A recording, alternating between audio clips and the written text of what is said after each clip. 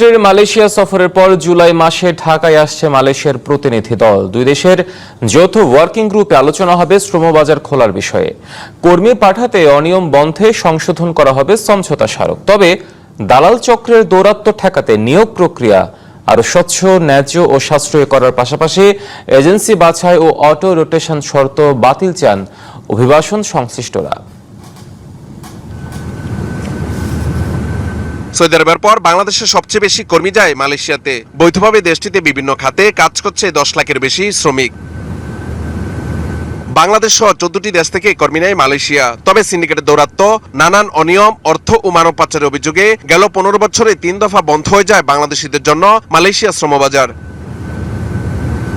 সম্প্রতি প্রধানমন্ত্রী তারেক রহমান মালয়েশিয়া সফরে ফের শ্রমবাজার চালুর আশা জেগেছে। দুই দেশের সরকার প্রধানের বৈঠকে আলোচনা হয় দ্রুত শ্রমবাজার খোলা, অনিয়মিত কর্মীদের বৈধ করা এবং আটক বাংলাদেশিদের প্রত্যাবাসনের বিষয়ে। জোর দেওয়া হয়েছে নিয়োগ প্রক্রিয়া স্বচ্ছতার উপর।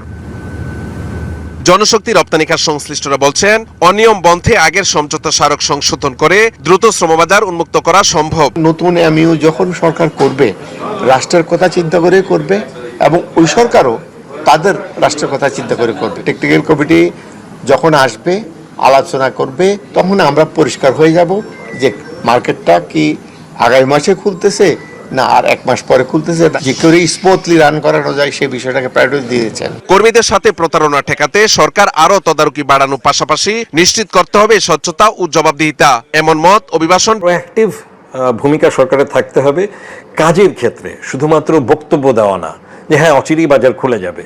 এর চেয়ে আমরা দেখতে চাই দৃশ্যমানভাবে পদক্ষেপগুলো নেওয়া হচ্ছে। এমওইউটা রিভিউ করতে হবে, যে জটগুলো আছে জটগুলো খুলতে হবে।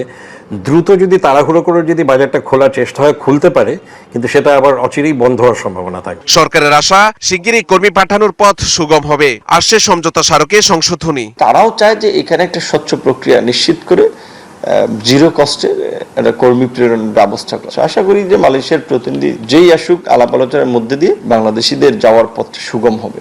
এজেন্সি সিলেক্ট করার ধারাটা এই যে সহ আরো কিছু জায়গায় সংশোধনীর প্রস্তাব প্রধানমন্ত্রী পর্যায় পর্যন্ত একটা ইফেক্টিভ আলোচনা হয়েছে। আশা করি যে এই সফরের মধ্যে দিয়ে এটা একটা সমাপ্তির দিকে যাবে। কোন রকম হয়রানি আর ভোগান্তি ছাড়াই যেন কর্মীরা কম খরচে দ্রুত মালয়েশিয়া যেতে পারে, এ নিয়ে ঢাকা ও কুয়ালালামপুর একসঙ্গে কাজ করবে, এমনটাই প্রত্যাশা সংশ্লিষ্টদের। হ্যাঁ বন্ধুরা, বর্তমানে আপনারা যে ভিডিওটি দেখতে পারলেন, এখান থেকে মূলত মালয়েশিয়ার কলিং ভিসার বাজার সম্পর্কে বিস্তারিত বিষয়গুলো সম্পর্কে আলোচনা কিন্তু করা হয়েছে। আপনারা যারা বাংলাদেশ থেকে মালয়েশিয়ার কলিং ভিসাতে যেতে চাচ্ছেন, মূলত বর্তমানে এখন বাংলাদেশ থেকে মালয়েশিয়াতে যেতে গেলে এখন বাংলাদেশ গভর্নমেন্ট বিভিন্ন বিষয় আশায় আগে যে ব্যাপারগুলো ছিল মালয়েশিয়া পাঠানোর, আপনার যে নিয়ম কানুন বিভিন্ন ধরনের যে ব্যাপারগুলো ছিল সেগুলো কিন্তু নতুন করে আপডেট করতে চলেছে এবং সেখানকার মালয়েশিয়ান গভর্নমেন্ট তারাও কিন্তু আপডেট করে নতুন সিস্টেমে, নতুন প্রক্রিয়াতে বাংলাদেশ থেকে কর্মীগুলা কিন্তু তারা নিতে চাচ্ছে এবং বাংলাদেশ গভর্নমেন্টও চাচ্ছে যেন আগের মতন আবারও সিন্ডিকেট না হয়। তারা সিন্ডিকেট ভেঙে বাংলাদেশ থেকে সঠিকভাবে রিক্রুটিং এজেন্সির মাধ্যম দিয়ে, এর পাশাপাশি ওয়েসেলের মাধ্যম দিয়ে কম খরচে কিভাবে কর্মীগুলো পাঠানো যায় সেভাবে কিন্তু সেই নির্দেশনাই কিন্তু কাজ করছে।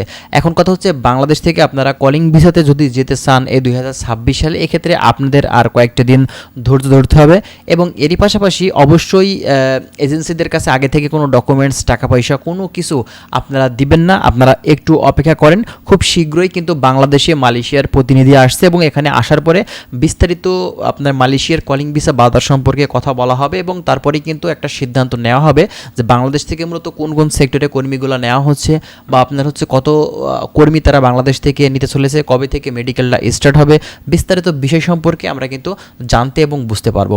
আর বাদবাকি যে কার্যক্রম বা প্রসেসিং সেগুলো তো অলরেডি হয়ে গেছে, আপনারা তো বুঝতেই পারছেন। তো যাই হোক, আরও বিস্তারিত তথ্য আপনারা যদি জানতে চান বা দেখতে চান, অবশ্যই আপনারা আমাদের চ্যানেলের সঙ্গে থাকবেন। আমরা চেষ্টা করছি বিভিন্ন ধরনের গুরুত্বপূর্ণ আপডেট ইনফরমেশনগুলো আপনাদের মাঝে পৌঁছে দেওয়ার। ভালো থাকবেন সবাই। আজকের ভিডিওটি আমরা এখানে শেষ করছি। আল্লাহ হাফেজ।